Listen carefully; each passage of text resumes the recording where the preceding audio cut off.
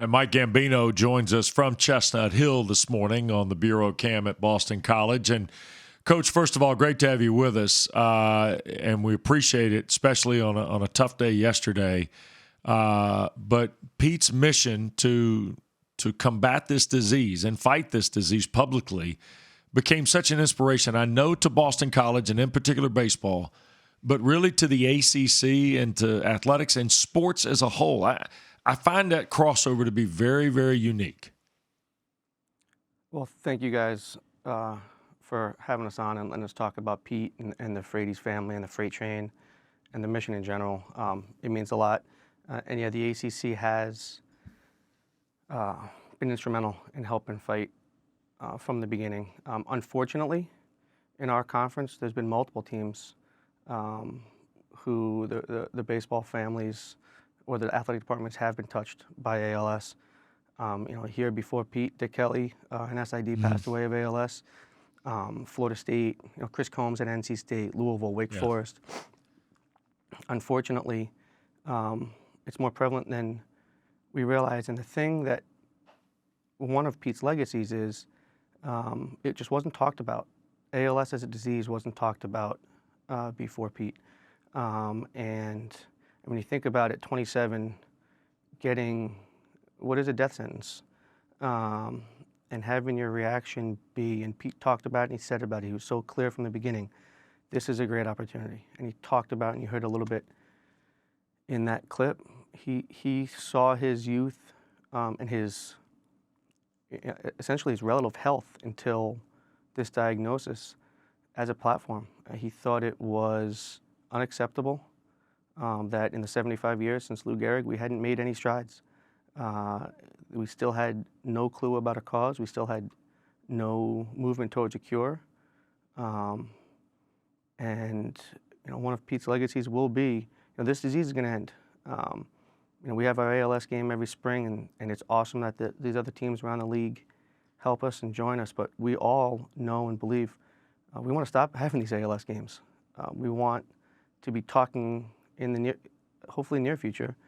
Hey, remember when we had to have those games for ALS? And then hopefully our kids will talk about ALS the way we talk about polio. And when that happens, and it will, it's going to be directly linked to Pete and the Frates family, John, Nancy, Julie. And it's going to happen when his little girl is around to see it. Coach, when the word got out yesterday that he had passed, and for a lot of folks that didn't know his story, I don't know how you wouldn't, but for folks that did know his story, and you go back and you watch videos and do a little research, his goal of saying, maybe Bill Gates will take the challenge. And I went back and I watched that video again yesterday. It's amazing what the human spirit can do, isn't it? I mean, it's a shame we get a situation like this that has to wake you up, but it really is the pure definition of the fight that everybody goes through, whether you're fighting ALS or cancer or whatever the case may be. You know what? You try to be the best you can every single day, and that's exactly what he was. That's exactly what it was. That's a great way to put it. And I think a couple things. I mean, his unwavering positivity and his drive for the mission, right? And it's exactly who Pete was as a player. It was always about the team and the team goals and winning.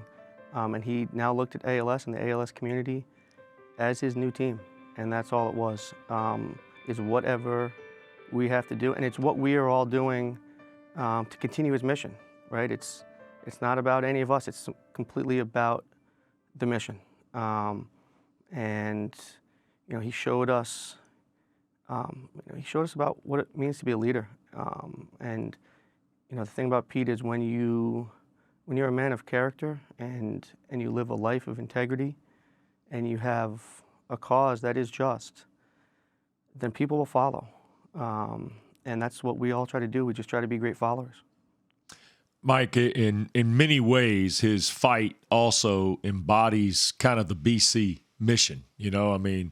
He became a servant to this disease, as you mentioned. And I think that's something that BC embraced, obviously, but you guys have also honored it. Not only did you retire his jersey number, but now part of that new athletics footprint on campus there at BC is named in his honor.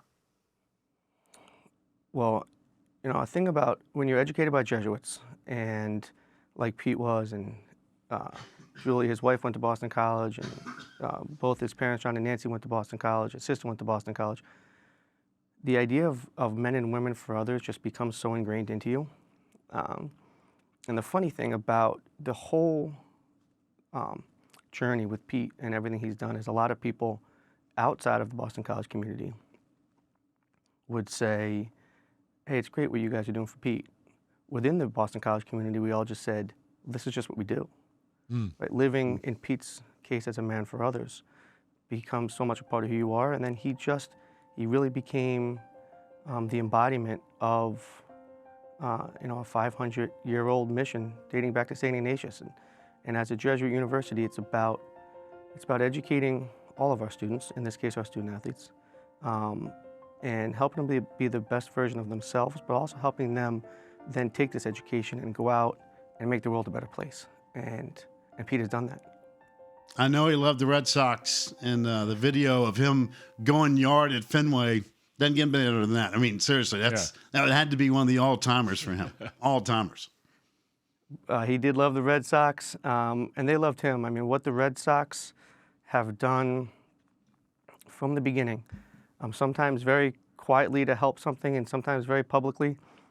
I mean, we played a game years ago now where we played against them, and they all wore Pete Frates jerseys, and we all wore Pete Frates jerseys. And just to give you an idea how quickly that happened and how much the Red Sox have helped. I mean, that started with an email to Sam Kennedy, I think 9:30 in the morning, and by noon it was done. I mean, they've been amazing all the way through. And Ben Sherrington signed him to a contract when he was there, and they've continued to support. Sam brought up a World Series ring in the summertime, and I mean, everybody, Pedro to Ortiz, I can't even name.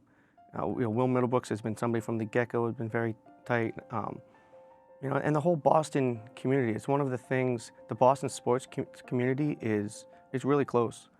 You saw Tom Brady putting something out today about Pete, and the Patriots, the Bruins, everybody.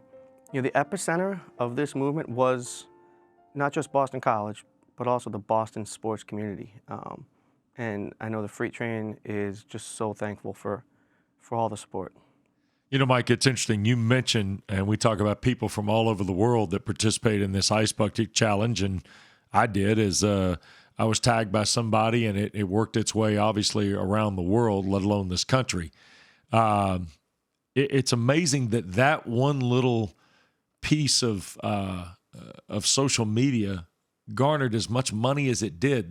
The amount of people that got involved in that was just wild to watch. It's staggering. It's almost unfathomable. And we talk about him changing the ALS world, but he also changed the social media world.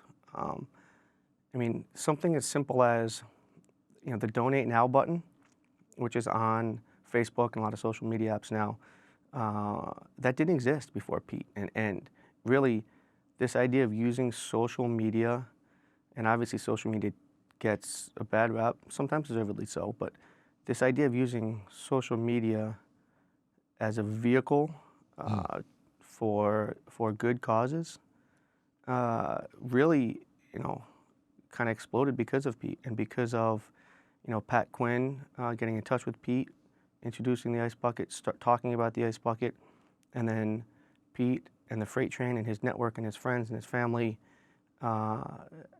allowing it and helping it to grow and explode. And but the numbers are just insane. Over $220 million raised for ALS research, and the amazing thing is this was always about the mission, the money.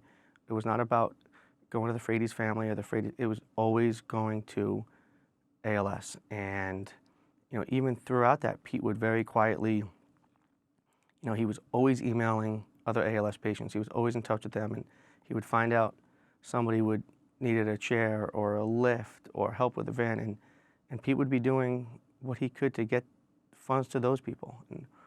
And that's a lot what the mission is of the Frates Family Foundation, is helping other families to deal with this disease. Mike, we really appreciate the time. I know it's a tough time for a lot of folks, and thoughts and prayers go out to all touched. And an amazing dude. He really was incredible, and we appreciate it. Thank you for your time, and thank you for talking about Pete, and thank you for talking about the mission.